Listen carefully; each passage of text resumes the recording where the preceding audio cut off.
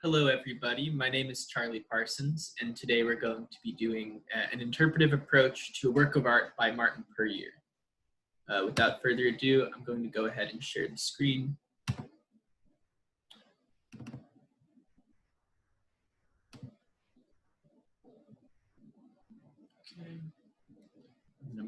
Okay. So we selected Martin PURYEAR's Diallo, printed in 2013, as a work that we thought really exemplified our sub-theme. Our sub-theme, of course, being unfolding nuance. And for us, again, when we talk about nuance, a lot of the time, for this purpose of this exhibition, we're talking about the repetition of similar shapes or self-similar structures within a larger object. But in addition to that, I wanted to go a little bit beyond just how it relates to our theme and maybe connect it more broadly to PURYEAR's career and give a little bit of background on the artist. So to start with just kind of a basic timeline, and I do apologize, there's a lot of text on the screen, but hopefully we can work through it pretty quickly. The artist was born in 1941. He was born in Washington, D.C. In 1963, PURYEAR goes to volunteer with the Peace Corps in Sierra Leone. I think this is particularly relevant because he learns local making techniques there. I say making because he learns craft techniques, but he also learns just how people make things generally. So he learns tools and he learns constructing techniques. And I think a lot of the emphasis on making something really sturdy, really stable, and this really high level of craftsmanship we see coming back a lot throughout his career. And then again in 1966 to 1968, I think this also is going to come back a little bit. PURYEAR studies sculpture, first at the Royal Swedish Academy of the Arts, and then he finishes at Yale. And at this point, there's a lot of very famous artists at Yale. There's a lot of theory floating around Yale, and abstraction is really picking up a lot of momentum. And particularly at this point, I think there's more of an emphasis on what will come to be called minimal artists. And so I think it's good to keep in mind these kind of two pretty formative ideas, this real foundation in craft and local regional making techniques, and then this kind of growing up in an environment where the conventions of formal abstract art are sort of everywhere.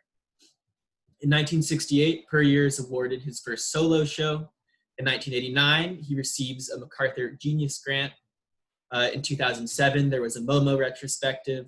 In 2015, the Art Institute of Chicago organizes a 50-year print retrospective, which is relevant because Diallo was featured in it, and it traveled around the country, I believe also to the Smithsonian Museum of American Art. And finally, in 2019, PURYEAR represented the American Pavilion at the 58th Venice Biennale, which is, as I'm sure a lot of you know, a really big deal. He was chosen to represent the country, and there's a lot of very strong artists in America. This is, of course, just a little bit of glossing over, but I wanted to introduce the crafting, the making, and then the education, the kind of conceptual framework. So I wanted to introduce how I think I would like to approach the object, which would be to look at the forms or the shapes themselves that PURYEAR makes, and then maybe what more conceptual ideas they might reference, and then finally how that would situate more broadly in the artist's career. And here we have it. This is our work. This is Diallo by Martin PURYEAR. It was made in 2013. You'll notice that it's a combination of soft ground etching, flat bite, and aquatint with drypoint. So already we can see that PURYEAR is experimenting and he's using a variety of printing techniques, which is worth mentioning because he achieves a variety of really different and really cool textures. Diallo is a surname of West African origin, and it translates roughly to bold. As you can see, taking a strictly formal approach, PURYEAR's objects, there's this one shape kind of in the center, and then it's flanked by two similar shapes. So we're getting this kind of repetition of shapes. And again, there's a repetition of shapes back and forth between the black dot on the left and the white dot on the right. But at the same time, there's all these subtle little tensions that the black dot's just barely touching along the outline of the larger middle shape. It's recreated down here, the lines circle again down there. And there's all sorts of relationships that he establishes. So, you know, if you think about carpentry, all of the meaning and joinery comes together at the angles. And I think maybe that's worth considering here, where the relationships between the parts is creating a lot of the tension in the piece. There's this real self-similar repetition of these circular motifs, but also in the subtle ways that they vary, this both mimics the natural world because nature isn't precise, nature isn't a straight line, but at the same time, it creates this really interesting sense of tension where most of the work is sitting on the surface. He's obviously not really trying to go for an illusionistic depth here, but at the same time, there's all this sorts of back and forth between the way that the dots extend out, between the varying thicknesses, and between the types of textures that we see. I mean, we see these really opaque fills, and then we see this more translucent, I mean, almost skin-like aquatint. And of course, I think it's worth mentioning that I personally feel the effect of facing something.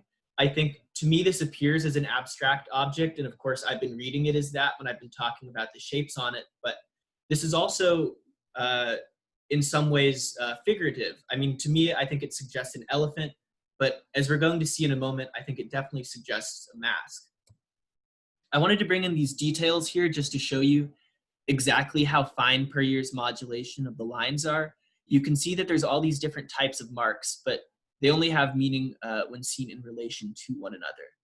And again, I think there's this really great kind of pulling out that goes with the inclusion of the white and the black, and then these kind of hints that complete the composition. They balance it on this rectangular page, but it also creates this subtle sense of tension.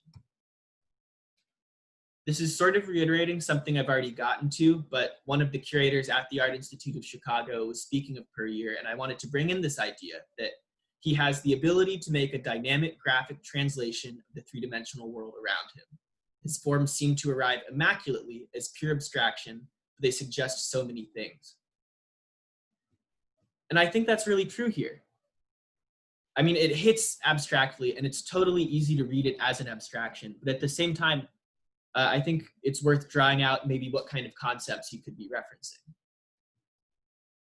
So one concept that PURYEAR's returned to throughout his career is the motif of a Fang mask.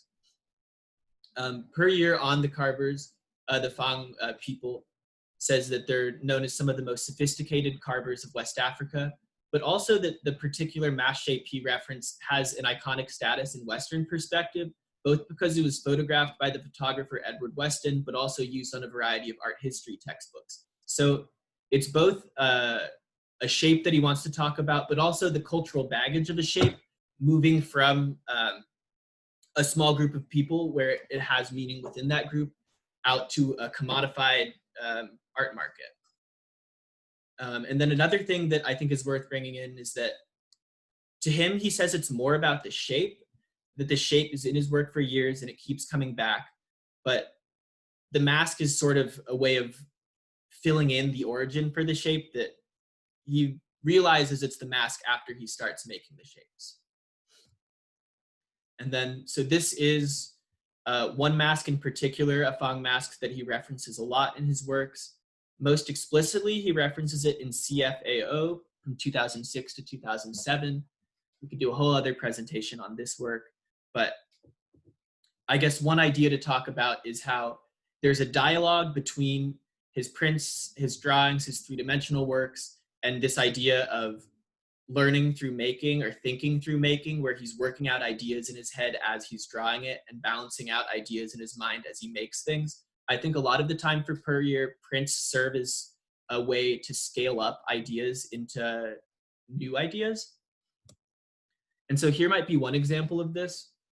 This is a different direction. Obviously, it's not explicitly formally resembling to the print that I'm talking about, but it references a similar type of elephant shape. And we're also seeing a little bit of this similar Fang shape filling in here.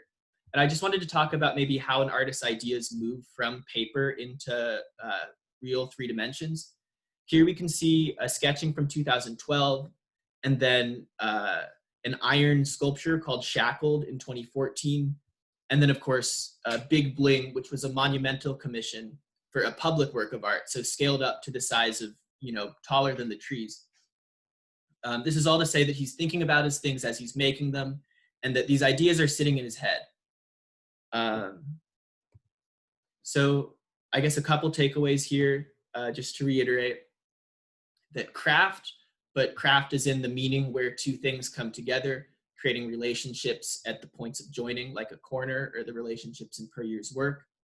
Then another takeaway, I think, is this kind of immediate abstraction and then slow evocations of representation. He's not making a mask, but he's making things that can call back to them or dialogue with them. And then, of course, the idea of making is a way of thinking through shapes and thinking through ideas. You can tell that PURYEAR's been thinking through similar shapes just by making things over and over again. That you can see his thought process as he's thinking through the manufacturing of these very, very well-crafted objects.